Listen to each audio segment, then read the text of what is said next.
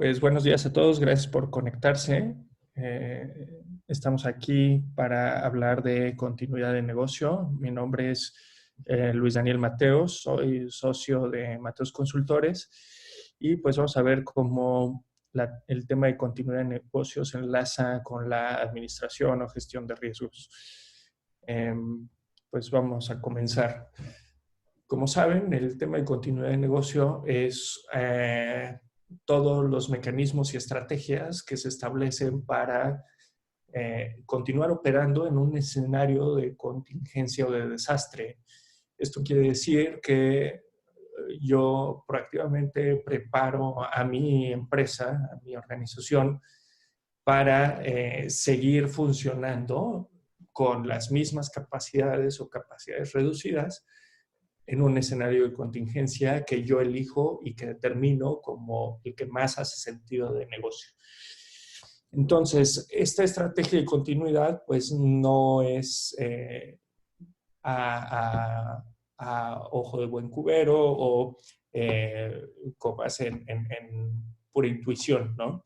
Debe tener cimientos sólidos y estos son pues un análisis de impacto al negocio como principal insumo. Este análisis de impacto al negocio está estructurado en cuatro partes, ¿no?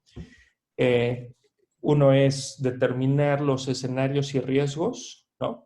Esto quiere decir qué escenarios de contingencia o de desastre voy a analizar y a soportar por mi estrategia de continuidad y cuáles son los riesgos que se materializan a partir de esos escenarios, ¿no? Y por poner un ejemplo, pues tenemos el caso de un sismo o el caso de la pandemia que estamos viviendo. Bueno, ese es el escenario, ¿no? Y tiene sus características y tiene una serie de factores que inciden sobre la operación de mi empresa, pero yo tengo que determinar qué riesgos se derivan de ese escenario para mi negocio, ¿no? Como el cierre de operaciones, la imposibilidad de accesar a mis instalaciones, la imposibilidad de accesar a la información, el establecimiento de seguridad informática para poder acceder a mi información, todo ese tipo de detalles, ¿no? Entonces, ya teniendo esos riesgos, tanto los escenarios como los riesgos, puedo empezar a determinar qué impacto tienen sobre mi negocio. Es decir, a medir las pérdidas que la materialización de estos riesgos acumulan o generan, ¿no? Y también su velocidad, ¿no? Porque no necesariamente es una función lineal, ¿no? Puede ser logarítmica o exponencial. Y pues tiene que ver no solo con pérdidas económicas, aunque al final todo redunda en pérdidas económicas, pero puede ser un daño reputacional, la aplicación de ciertas penalizaciones que me impidan renovar un contrato con un cliente, en fin, ¿no? Toda esta serie de factores. Ya que tengo esas pérdidas y la velocidad de acumulación, entonces ya puedo empezar a definir un enfoque, ¿no? Es decir, ¿en qué tiempo voy a recuperar mis operaciones? ¿Cuáles son los procesos críticos de negocio, ¿no? Y con eso establecer una prioridad de recuperación, ¿no? No todo se va a recuperar al mismo tiempo. Quizás cuentas por pagar sea menos prioritario que la nómina, ¿no? Por ejemplo. Ese tipo de detalles hay que empezar a establecerlos. ¿Sí?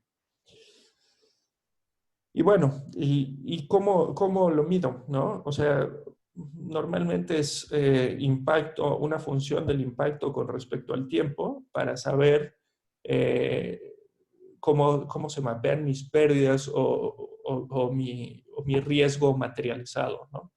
Ya sea en términos económicos o en pérdidas contractuales que deriven en impacto económico, ¿no?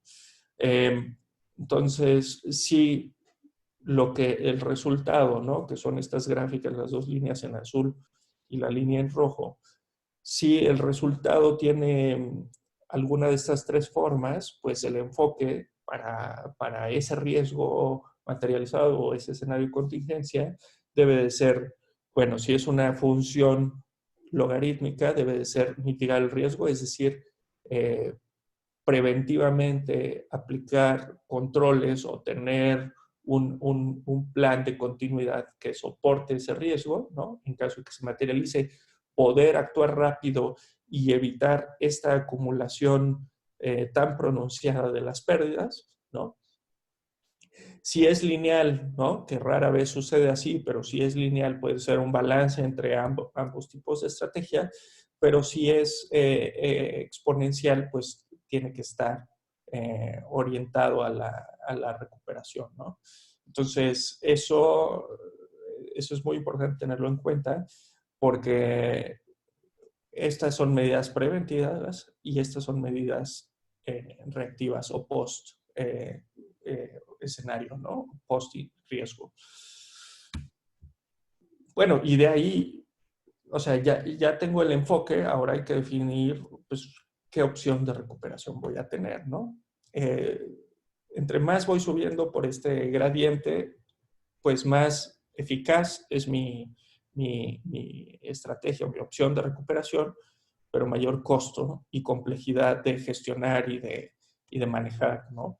Entonces tengo desde las soluciones totalmente manuales, que es si dependo de un sistema de información al cual no tengo acceso porque se me materializó un riesgo de un escenario de contingencia, por ejemplo, perdí mi centro de datos debido a un sismo, entonces puedo empezar a operar de manera manual, es decir, con bitácoras en papel, con formatos y todo totalmente manual y artesanal, ¿no? Y de ahí hasta llegar a una recuperación inmediata, es decir, tener un sitio alterno de operación donde migre prácticamente todos mis procesos de negocio y pueda seguir operando casi sin ninguna disrupción a mi negocio, ¿no? Y menos que lo noten los clientes. Todo esto, o sea, y pasando por todas estas opciones de recuperación, ¿no? Todo esto, pues, tiene que ir totalmente enfocado a la velocidad y el impacto en pérdidas y la velocidad con la que éstas se acumulan, ¿no? Entonces, ojo, o sea, para que haga sentido el costo-beneficio, tiene que tener ese componente, ¿no? Y por supuesto asociarlo a la probabilidad de ocurrencia. Y bueno, ¿cómo se ve de manera completa la gestión de riesgos previa a definir una estrategia de recuperación o de continuidad de negocio, ¿no? Pues primero tengo la identificación de los escenarios y el análisis e identificación de estos riesgos asociados a los escenarios, ¿no? Luego tengo que medir las pérdidas, ¿no? Es decir, tengo que cuantificar el impacto económico de esos riesgos materializados. Tengo que determinar la velocidad de acumulación y también, pues obviamente el área bajo la curva, que es la cantidad de dinero que estoy perdiendo en esa acumulación, no solo la velocidad, ¿no? Y determinar un enfoque o una estrategia de continuidad asociada y justificada por todo lo anterior, ¿no? Entonces, en este ejemplo, a manera simplista e ilustrativa, pues si tenemos un sismo y el riesgo materializado es que pierdo parcial o totalmente las instalaciones, pierdo información o pierdo algún contrato, ¿no? Tengo que determinar la criticidad y la prioridad del impacto de estas pérdidas, ¿no? Que están ejemplificados con este gradiente de color también en amarillo hasta rojo, ¿no? Y eso tiene que ver, por supuesto, con la velocidad de acumulación. Estos pasos, ¿no? Pueden ser iteraciones o pueden ser varias vueltas que le dé a las pérdidas, a definir las pérdidas y determinar la velocidad de acumulación. Y entonces, en función de los resultados, decir cuál es el enfoque, ¿no? Por ejemplo, si pierdo total o parcialmente mis instalaciones, tengo que proactivamente dividir la operación entre distintos sitios, ¿no?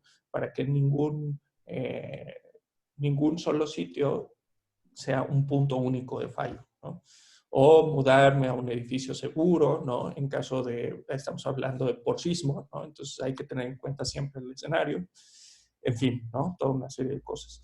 Pero para los de menor impacto o los que las pérdidas empiezan a cobrar relevancia más adelante en el tiempo, pues puedo hacer un enfoque mucho más pasivo, ¿no? Una póliza de seguro, un protocolo de operación alternativa, en fin, ¿no? O sea, es decir, algo que active ya a la semana 4 o 5, que vea que la contingencia no va a cesar, ¿no?